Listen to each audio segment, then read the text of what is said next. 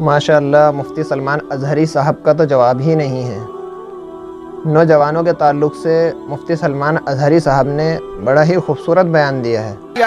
नौजवानों, याद रखो, तुम्हारी जिंदगी में अगर ये दो इम्तिहानों में से कोई इम्तिहान आए तो अपने नबी पाक को याद कर लेना, हुजूर को याद कर लेना और अल्लाह के नबी सल्लल्लाहु अलैहि वसल्लम की बारगाह में ये इस्तिगासा कर लेना कि मेरे आका, बड़ा सख्त और कठिन वक्त आया है। दुनिया मौत से डरा करके कभी मेरा ईमान छीनने की कोशिश कर रही है, अगर उससे मैं नहीं डगमगाया तो दुनिया मुझे हुस्न शबाब की लालच दे करके अपनी तरफ लेना चाहती है।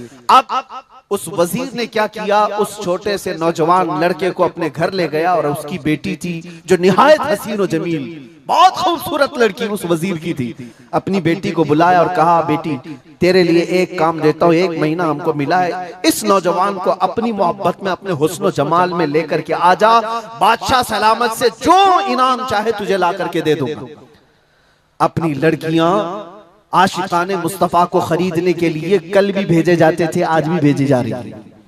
हो सकता है बहुत सारी जगहों पर जो हमारे लोग मुर्तद होते जा रहे हैं, वो जो बच्चियां आज अपने दीन और ईमान का सौदा करके भागती हैं किसी गैर के साथ और कहीं जा करके शादियां रचाती, वो ये समझती हैं कि ये कॉमन सी बात है।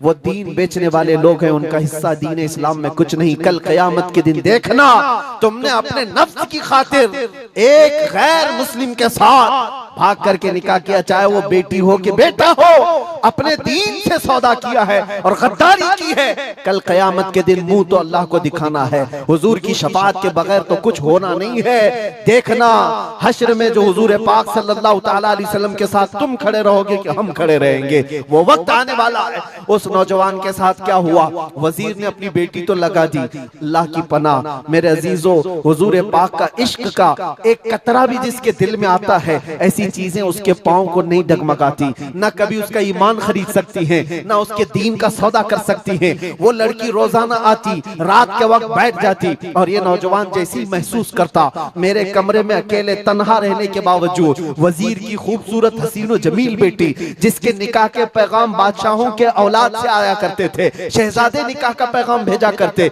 वो लड़की मेरे पास आकर बैठ जा रही है।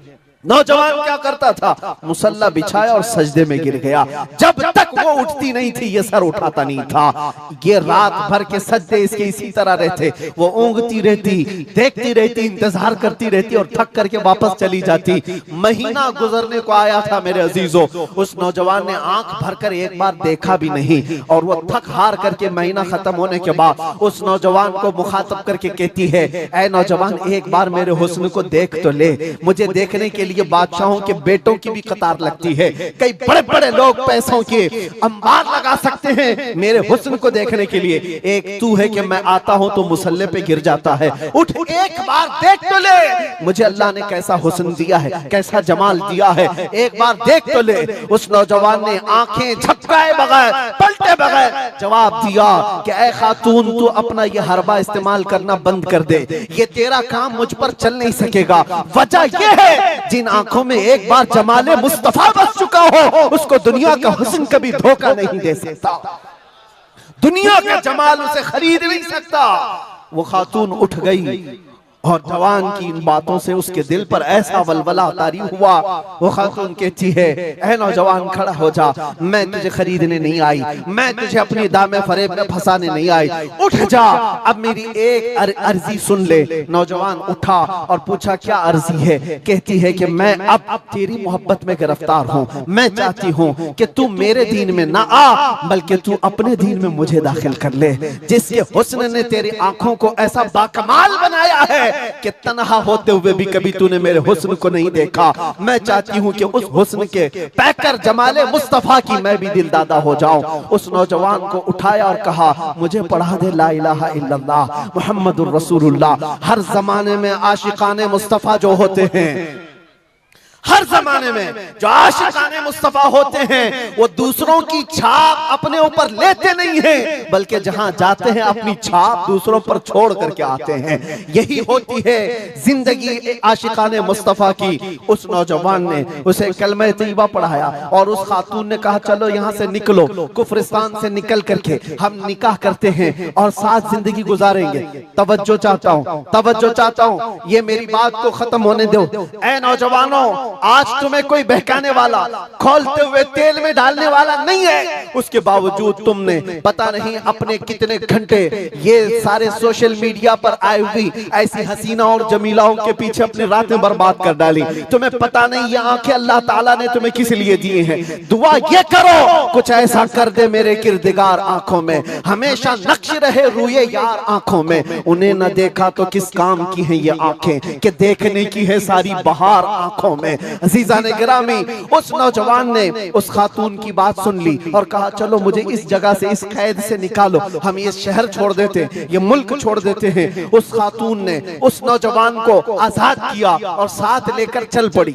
शहर भी छोड़ दिया, बाहर निकल पड़े। रात का वक्त है, अचानक वो आधा रास्ता तय किए कि पीछे से घोड़ों के दौड़ने की आवाज आई। तवज्जो चाहता हूँ, एक फौज आ रही है और हिनहिनाने वाले घोड़ों की आवाजें आने लगी। दोनों डर गए। नए लोग हैं, नौजवान लड़का है, नौजवान लड़की है और शहर से भागे हुए हैं, दीन इस्लाम कबूल करके निकले हुए हैं। बादशाह को हो सकता है खबर हो गई होगी, वजीर को पता चल गया होगा कि कैद से निकला हुआ ये फरार मुजरिम हमारा शहर छोड़कर जा रहा है। पूरी फौज आती हुई नजर आ रही थी। ये दोनों एक दरख्त के पीछे ओट पर छुप कर खड़े हो गए। पता नहीं अब इसके आगे क्या होने वाला है, हमें गिरफ्तार कर लिया जाएगा, हो सकता है हमारा भी अंजाम वही होगा जो हमारे दो भाइयों के साथ हुआ। लेकिन इत्तेफाक की बात है वो घोड़े करीब से करीब आते गए, वो फौज करीब आ गई और जब आ गई तो करीब आकर वो फौज रुक गई। इन्होंने देखा नहीं ये फौज कौन थी, ये लोग कौन थे। दरख्त के पीछे छुपे हुए हैं नौजवान और वो दुशीजा।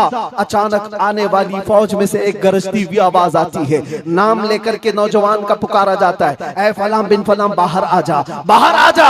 बाहर ये नौजवान आता है तो देखता है बादशाह की फौज नहीं है, वजीर की फौज नहीं है, बल्कि वो दोनों शहीद भाई घोड़े पर सवार है और सारी फौज में रसूलुल्लाह के वो शहीद सहाबा तशरीफ लाए हुए हैं। नारे तकबीर, नारे रिसालत, नारे रिसालत। ये नौजवान घबरा गया और पूछा मैं अपने भाइयों को देख रहा हूँ घोड़ों पर सवार हैं। चंद दिनों पहले बादशाह ने खोलते हुए तेल में इनको उड़ेल दिया था, इनके जिस्मों को जला दिया था। ये देख करके आप कपकपी जिस्म पर तारी है, भीगी आंखों से पूछने लगा बड़े भाई आप लोगों को जला दिया गया था, तेल में खोलते हुए डाल दिया गया था, आप लोग यहाँ कैसे आए? दोनों भाइयों ने कहा ऐ मारे नन्हे भाई, क्या तूने कुरान की आयत नहीं पढ़ी, वला तक़ूलू लिमन युक़तलु फी सबीलिल्लाहि अमवात, अल्लाह की राह में जो मारे जाएं उन्हें मुर्दा न कहो। नौजवान ने पूछा तुम्हें दर्द कितना हुआ होगा जब जलाया गया था?